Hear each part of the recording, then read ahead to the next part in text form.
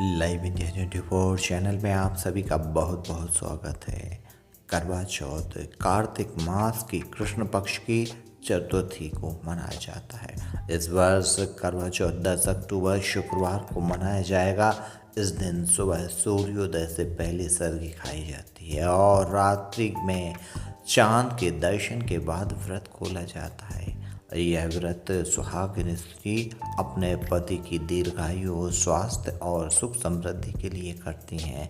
स्त्रियां पूरे दिन निर्जला उपवास करती हैं, यानी न भोजन करती हैं न जल ग्रहण करती हैं और रात्रि में चंद्रमा को अर्घ्य देने के बाद पति के हाथ से जल ग्रहण कर व्रत खोलती हैं। यह व्रत दाम्पत्य प्रेम, निष्ठा और विश्वास का प्रतीक माना जाता है। करवा चौथ का आरंभ उत्तर भारत में माना जाता है और यह मुख्यतः पंजाब, हरियाणा, उत्तर प्रदेश, राजस्थान, मध्य प्रदेश, दिल्ली इन क्षेत्रों की महिलाएं पारंपरिक पोशाकें पहनती हैं, हाथों में मेहंदी लगाती हैं, पूजा करती हैं और सुहाग का श्रृंगार करती हैं। आज के समय में भारत के अलावा विदेशों में भी बसे भारतीय समुदाय भी इसे पूरे उत्साह से मनाते हैं, जैसे कि America, Canada, Britain, Australia, New Zealand और खाड़ी देशों जैसे में भी इस व्रत को मनाया जाने लगा है। विदेशों में बसे भारतीय परिवार से अपने सांस्कृतिक जुड़ाव और पारंपरिक प्रेम की भावना से मनाते हैं। करवा चौथ पौराणिक कहानी है कि एक समय की बात है, वीरवती नाम की एक पवित्र और सुंदर रानी थी। वह अपने 7 भाइयों की एकमात्र बहन थी। शादी के बाद पहले करवा चौथ पर उसने अपने पति की लंबी आयु के लिए व्रत रखा।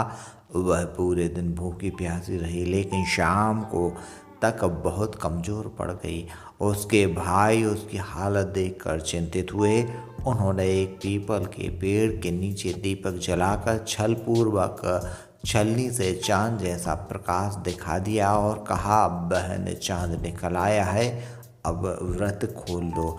वीरवती ने जल ग्रहण किया, परंतु ऐसा करते ही उसे अपने पति की मृत्यु का समाचार मिला। वह रोती चिल्लाती भगवान से प्रार्थना करने लगी। उसकी सच्ची निष्ठा और भक्ति से देवी पार्वती प्रकट हुई और उसे आशीर्वाद दिया, तुम्हारा व्रत अधूरा था, लेकिन सच्चे प्रेम के कारण मैं तुम्हारे पति को पुनः जीवित कर देती हूँ। तब से यह व्रत पति की लंबी आयु के लिए पूर्ण श्रद्धा से मनाया जाता है। इस दिन भगवान शिव, पार्वती, भगवान गणेश, भगवान कार्तिकेय के पूजन की जाती है। इनके साथ करवा माता, जो स्त्री के सौभाग्य के प्रतीक हैं, की भी आराधना की जाती है। रात्रि में चंद्रदेव को अर्घ्य दिया जाता है, क्योंकि चंद्रमा को सौभाग्य और शांत चित्त का देवता माना जाता है।